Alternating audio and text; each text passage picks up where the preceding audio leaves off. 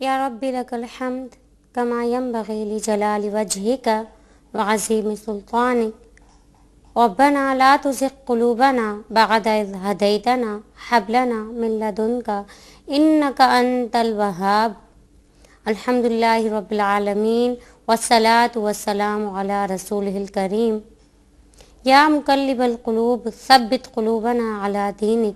फ़अऊज़ु बिल्लाहि मिनश शैतानिर रजीम। बिस्मिल्लाहिर्रहमानिर्रहीम। अस्सलाम वालेकुम बच्चों, कैसे हैं आप? यकीनन ठीक ठाक होंगे और फ्रेश भी होंगे। और अगर कोई मसला है तो मैं दुआ करूँगी कि आप लोग ठीक हो जाएं। और आज जो हम हदीस पढ़ेंगे उसका मौजू है दुनिया की हकीकत। और इस हदीस के रावी हज़रत अबू हुरैरा रज़ियल्लाहु अन्हु हैं। और हज़रत अबू हुरैरा रज़ियल्लाहु अन्हु का असल नाम अब्दुर्रहमान बिन सख़र उद्दौस है। सन 7 हिजरी में इस्लाम कबूल किया और जब से इस्लाम कबूल किया आप सल्लल्लाहु अलैहि वसल्लम की सोहबत में रहे और हदीस के बड़े रावियों में आपका शुमार होता है। बल्कि सबसे ज़्यादा अहादीस मुबारका आप रज़ियल्लाहु अन्हु ताला से ही मरवी हैं। और आप रज़ियल्लाहु अन्हु ने मदीना तैयबा में सुकूनत इख्तियार की जब से इस्लाम कबूल किया और सन 57 हिजरी में आपकी वफ़ात हुई। इन्नल्लाहि व इन्ना इलैहि राजिऊन। अब हम हदीस पढ़ते हैं। सल्लल्लाहु अलैहि वसल्लम सल्लल्लाहु अलैहि वसल्लम। अन अबी हुरैरा रज़ियल्लाहु अन्हु क़ाल क़ाल रसूलुल्लाह सल्लल्लाहु अलैहि व आलिहि वसल्लम अद-दुनिया सिजनुल मुमिन व जन्नतुल काफिरी। इस हदीस का बामुहावरा तर्जुमा ये है, सल्लल्लाहु अलैहि वसल्लम सल्लल्लाहु अलैहि वसल्लम। दुनिया मोमिन का कैद खाना और काफिर की जन्नत है। अब हम हदीस के अल्फाज माने पढ़ते हैं। अद-दुनिया दुनिया, सिजनु जेल, अल-मुमिन ईमान लाने वाले, व और जन्नत जन्नत, अल-काफिरु काफिर।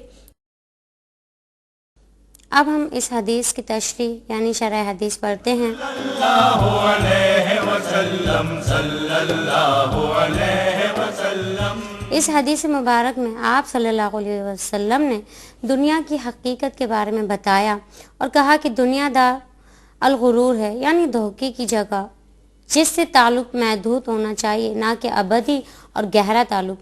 इसलिए कि दुनिया जो है वो फना होने वाली है और मुसलमान यहाँ से मुंतकिल हो जाएगा अपने असल मकाम की तरफ। यानी ये दुनिया आर्जी है और आखिरत दायमी है। दुनिया में हमें आजमाइश के तौर पर भेजा गया है, इम्तहान के लिए, मगर इंसान दुनिया में आकर दुनिया ही का हो जाता है। इम्तहान से एक बहुत अच्छी बात याद आई कि इसलिए यहाँ इम्तहान की मिसाल दी गई है कि जब हमारे पेपर हो रहे होते हैं दुनियावी लिहाज से, तो हम इम्तहान अगर करीब होते हैं तो हम बहुत तैयारी करते हैं। बहुत सारे लोगों से कहते हैं दुआ कीजिएगा, उस वक्त ख़ुद भी नमाज़ें शुरू कर देते हैं, बहुत मेहनत करते हैं। और अगर इसकी मिसाल ऐसी है, यानी 2 स्टूडेंट हैं, एक बहुत मेहनत करता है, एक नहीं करता है। लेकिन जब रिज़ल्ट आता है तो पता चल जाता है कि किसने ज़्यादा मेहनत की थी और किसने नहीं की थी। और फिर वो उस वक्त रोने लगता है जो पास नहीं होता है। तो बात ये हो रही थी कि जैसे हम दुनियावी इम्तहानों के लिए तैयारियां करते हैं बहुत ज़्यादा, तो इसलिए अल्लाह ताला कह रहे हैं कि तुम्हें दुनिया के अंदर भी सिर्फ इम्तहान के लिए भेजा गया है। यानी जो शख्स जैसा इम्तहान देगा, यानी जितनी मेहनत करेगा, जैसे दुनिया के लिहाज से हम जितनी मेहनत करेंगे वैसा ही अच्छा रिजल्ट आएगा।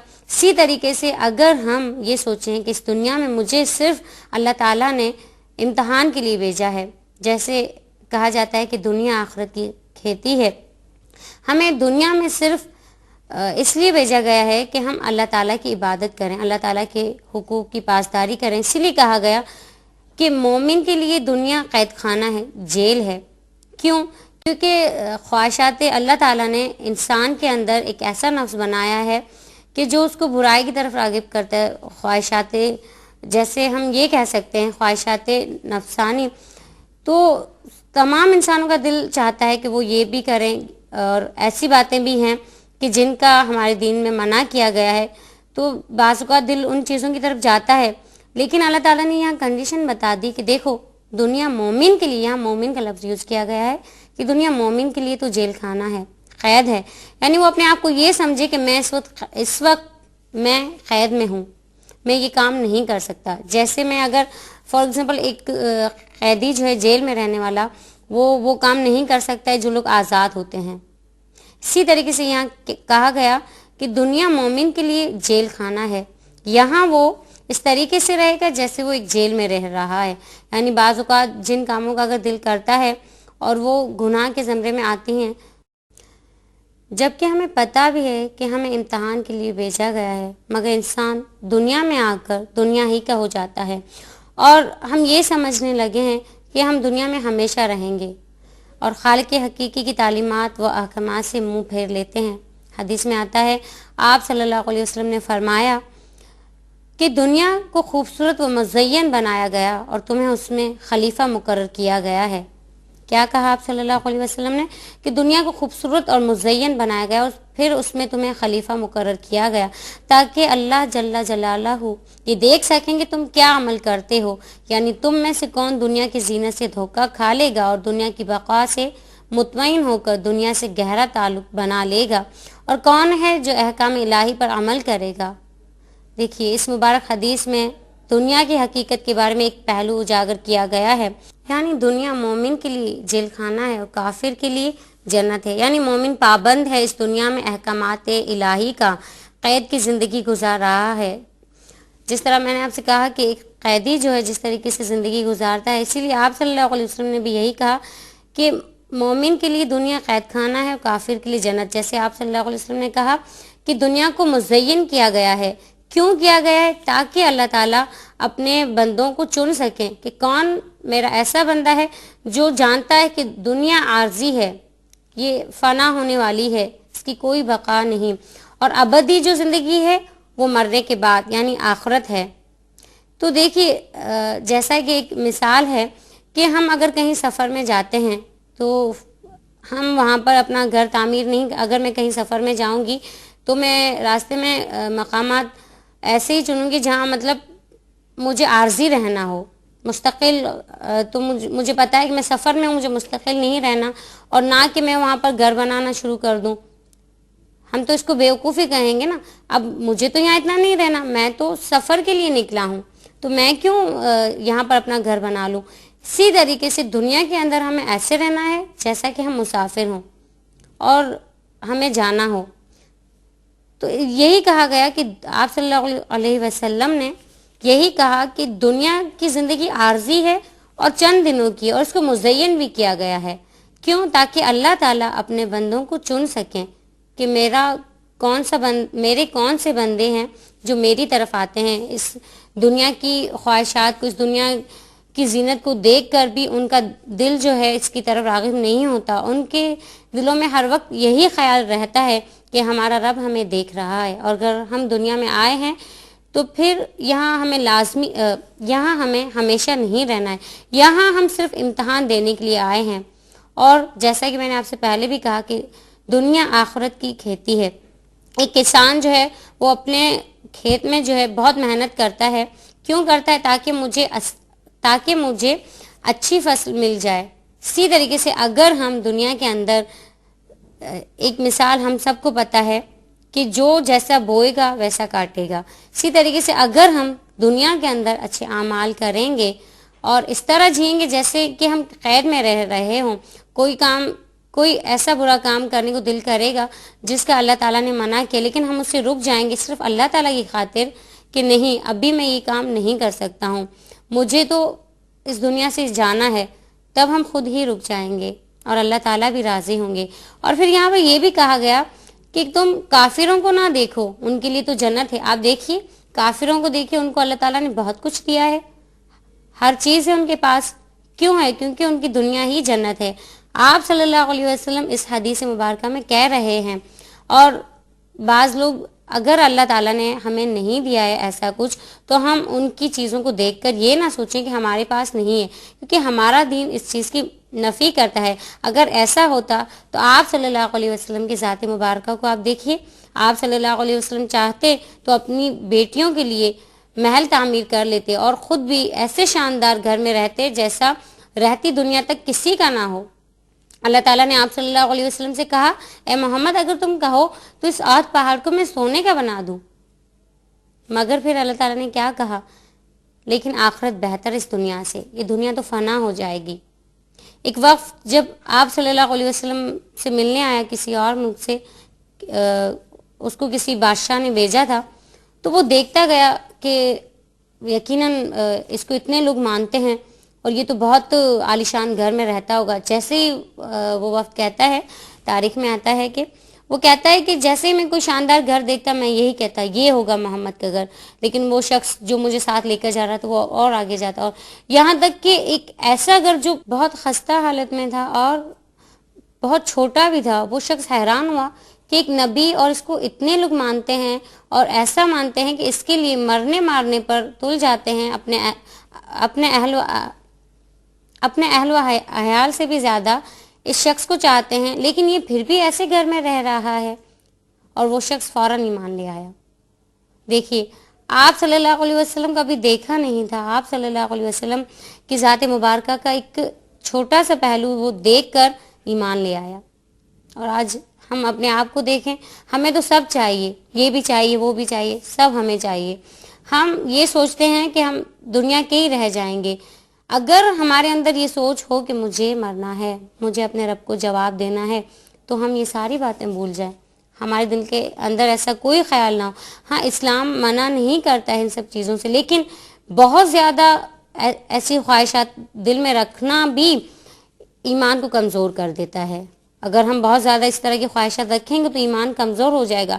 اور کافروں کے لیے کہا گیا ہے کہ ان کی تو دنیا ہی جنت ہے، کیونکہ دنیا فنا ہو جائے گی، ابدی تو آخرت ہے جو کہ ہمیشہ رہنے والی ہے۔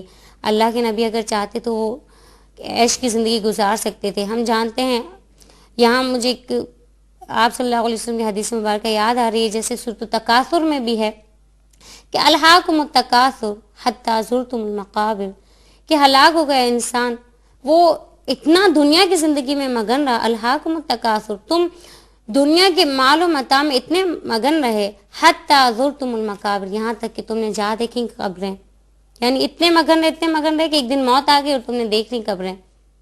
کلا سوف تعلمون ثم کلا سوف تعلمون، تم عنقریب جان لو گے۔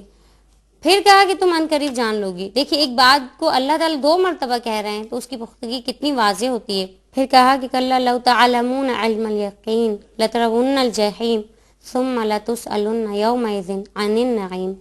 پھر کہا کہ تم ضرور دیکھو گے جب جہنم کو تمہارے سامنے لایا جائے گا، اور یقین کی آنکھ سے دیکھو گے۔ یقین کی آنکھ سے کیا مراد؟ کہ آج تو سن رہے ہیں ہم، کافر بھی سنتے ہیں، سن کر کافر کا مطلب کیا ہے کہ جو انکار کرتا ہے، سنتے ہیں ہاں بس ٹھیک ہے، لیکن عین الیقین سامنے دیکھ رہے ہیں۔ جیسا آج ہم اور لوگوں کو، دنیا کو دیکھ رہے ہیں، اس دن ایسا ہوگا عین الیقین کہ ہم دیکھیں گے قیامت کے دن۔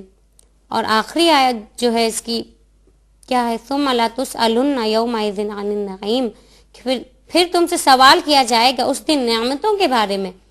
اب یہ نعمتیں یہ نہیں کہ بہت زیادہ دنیا کو معلوم عطا ہو، صرف یہ نعمتیں نہیں ہیں کہ ان کے بارے میں پوچھا جائے گا۔ اس آیت کے مطابق میں آپ کو ایک واقعہ سناتی ہوں۔ آپ صلی اللہ علیہ وسلم کے دور کا کہ 3 دن تک آپ صلی اللہ علیہ وسلم نے کھانا نہیں کھایا تھا، اور کچھ صحابہ کرام بھی تھے کہ جنہوں نے کھانا نہیں کھایا تھا۔ 3 دن کے بعد کہیں سے بھنا ہوا گوشت آیا۔ آپ صلی اللہ علیہ وسلم نے سب سے پہلے تو روٹی کے جو چوتھا حصہ جو ہوتا ہے اس میں کچھ گوشت رکھا اور کہا کہ یہ فاطمہ کے گھر میں دے کر آؤ، اس کے گھر میں 3 دن سے چولہا نہیں جلا ہے۔ اب دیکھیے، فاطمہ رضی اللہ تعالی عنہ کون تھی؟ آپ صلی اللہ علیہ وسلم کی صاحبزادی تھی، اور آپ صلی اللہ علیہ وسلم نے جیسے ہی لقمہ منہ کے قریب کیا تو آپ صلی اللہ علیہ وسلم زارو قطار رونے لگے۔ صحابہ کرام حیران ہوئے، آپ صلی اللہ علیہ وسلم کو کہنے لگے کہ اللہ کے نبی صلی اللہ علیہ وسلم آپ کیوں رو رہے ہیں؟ تو اللہ تعالیٰ کے نبی پاک صلی اللہ علیہ وسلم نے کہا کہ یہ وہی نعمتیں ہیں جن کے بارے میں پوچھا جائے گا، اور کہا گیا ہے جن کے بارے میں کہ ثم لا تسألن یومئذ عن النعیم، کہ پھر اس دن تم سے نعمتوں کے بارے میں سوال کیا جائے گا۔ صحابہ کرام رضی اللہ عنہم حیران میں کہتے ہیں اللہ کے نبی 3 دن کے بعد ہمیں کھانا ملا ہے، کیا اس کے بارے میں پوچھا جائے گا؟ اللہ کے نبی نے کہا ہاں یہ بھی تو اللہ کی نعمتیں ہیں، تمام نعمتوں کے بارے میں پوچھا جائے گا۔ تو ہم کیا جواب دیں گے؟ دیکھیے 3 دن کے بعد کھانا کھا رہے ہیں، اور یہ بھی دیکھیے کتنی عظیم ہستیاں ہیں، اللہ کے نبی صلی اللہ علیہ وسلم ہیں اور ان کے ساتھ صحابہ کرام رضوان اللہ علیہم اجمعین ہیں کہ جن کو دنیا کے اندر ہی جنت کی بشارت دے دی گئی تھی، وہ بھی رو رہے ہیں۔ اور آج ہمارا کردار کیا ہے؟ ہر وقت کھاتے رہتے ہیں پھر بھی ناشکرے۔ اور ایک بات یاد رکھیے کہ شکر جو ہے وہ نعمتوں کے دروازے کھولتا ہے اور ناشکری نعمتوں کے دروازے کو بند کرتی ہے۔ کاش کہ ہم بھی یہ سوچ لیں کہ ہم سے نعمتوں کے بارے میں سوال ہوگا، وہ لوگ کس طرح کی زندگی گزارتے تھے، ہر بات میں یہ سوچتے تھے کہ اللہ تعالیٰ ہم سے پوچھیں گے، ہمیں اپنے رب کے سامنے کھڑا ہونا ہے، اپنے رب کا خوف، اپنے رب کی محبت ان کے دلوں میں تھی۔ کاش رب سے دعا ہے کہ ہمارے دلوں میں بھی اللہ تعالیٰ کی محبت ایسے ہی اجاگر ہو جائے جیسا کہ آپ صلی اللہ علیہ وسلم کے قلب مبارک میں تھی، اور صحابہ کرام رضوان اللہ علیہم اجمعین کے دلوں میں تھی، ویسی ہی محبت ہمیں اللہ تعالیٰ سے ہو جائے اور ویسے ہی اعمال ہمارے بھی ہو جائیں۔ آئیے اب ہم ہمیشہ کی طرح اس حدیث کا راہ عمل پڑھتے ہیں، یعنی اس حدیث سے ہمیں کیا سبق ملا اور ہمیں کیا کرنا چاہیے، ہمارا کردار کیا ہونا چاہیے۔ اللہ علیہ وسلم صلی اللہ علیہ وسلم۔ نمبر 1، دنیا مومن کے لیے جیل ہے اور کافر کے لیے جنت ہے۔ نمبر 2، دنیا مومن کے لیے امتحان گاہ ہے اور عارضی ہے، اسی لیے آخرت کی فکر کرنی چاہیے۔ نمبر 3، دنیا کی حقیقت فنا ہونا ہے، چنانچہ انسان کو چاہیے کہ وہ چند روزہ زندگی کو اسلامی تعلیمات کے مطابق گزارے۔ نمبر 4، دنیا آخرت کی کھیتی ہے، چنانچہ اس میں اچھی کاشت کا اہتمام کرنا چاہیے۔ یقیناً آپ کی سمجھ میں تمام راہ عمل آ گئے ہوں گے۔ اور ایک اور واقعہ بھی آپ صلی اللہ علیہ وسلم نے ایک مردار بکری صحابہ کرام کے سامنے پیش کی اور کہا کہ اس کو کوئی لے گا، تو صحابہ کرام نے کہا اللہ کے نبی صلی اللہ علیہ وسلم ایک تو یہ مردار ہے، اس کو کون لے سکتا ہے، یہ تو حرام بھی ہے۔ تو اللہ کے نبی صلی اللہ علیہ وسلم نے کہا دنیا کی حقیقت بھی تمہارے رب کے پاس ایسی ہے، بلکہ اس سے بھی زیادہ کم ہے۔ دیکھیے اللہ تعالیٰ سے دعا ہے کہ اللہ تعالیٰ ہم نے آج جو کچھ بھی پڑھا ہے اور اپنے پیارے نبی صلی اللہ علیہ وسلم کی باتوں پر عمل کرنے کی توفیق عطا فرمائے۔ اور جانے سے پہلے ہمیشہ کی طرح میں آپ سے کہوں گی ہمارا ای میل ایڈریس نوٹ کر لیجئے nasreenahmed@arygtv، اور اپنا فیڈ بیک ہمیں لازمی بھیجیے۔ اس کے ساتھ ہی مجھے اجازت دیجیے، اللہ حافظ، السلام علیکم ورحمۃ اللہ وبرکاتہ۔ اس پروگرام کی سی ڈیز اور ڈی وی ڈیز کے لیے درج ذیل پتے پر اپنے آرڈرز بذریعہ خط یا ای میل بک کرائیں۔ In charge QTV D120 site Karachi Pakistan. Email address qcampus@arydigital.tv۔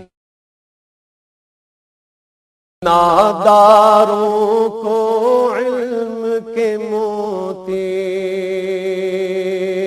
آقا نے انمول دیے۔ اعوذ باللہ من الشیطان الرجیم، بسم اللہ الرحمن الرحیم۔